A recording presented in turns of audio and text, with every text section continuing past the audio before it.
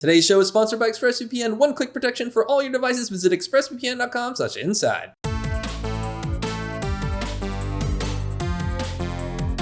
Finding a PS5 is likely to get a little bit easier, according to an official Sony earnings webcast that happened earlier this week. During a Q&A section for the webcast, Sony Chief Financial Officer Hiroki Totoki answered a question concerning the global semiconductor shortage, explaining that Sony, through various methods, has accumulated the resources they need to meet their projected sales figures for the PS5 in fiscal 2021. More specifically, Hiroki said, "For PS5, the target has been set, and we've secured the number of chips that's necessary to achieve that, and regarding the supply of necessary semiconductors, we are not concerned." If you're not familiar, Hiroki previously made it clear back in February that Sony's goals were to sell about 18 million PlayStation 5s total by the end of 2021, selling 14.8 million in 2021 alone. Hold on to that 14.8 million number, it's going to come up again later. For context, Sony sold about 4.5 million PS5s in 2020, and they have sold about 5.5 million this year already, reaching over 10 million units sold as of July. This means in addition to the 5.5 million units they've already sold this year, Sony will need to produce and sell 9.3 million more PlayStation 5s to meet their goal.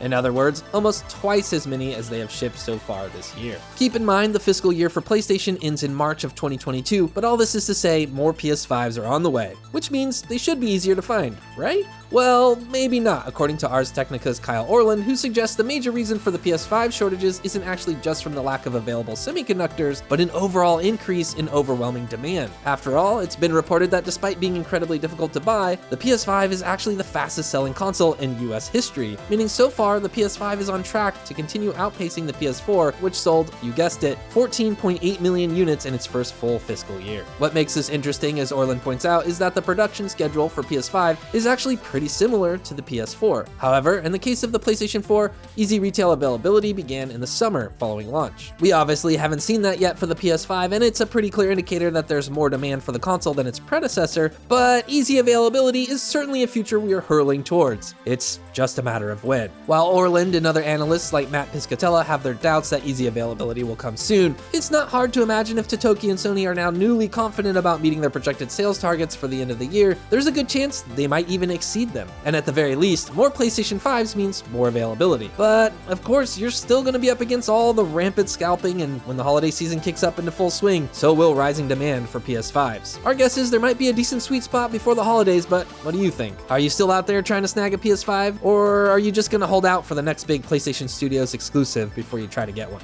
Let us know in the comments, like, subscribe, and thanks for watching.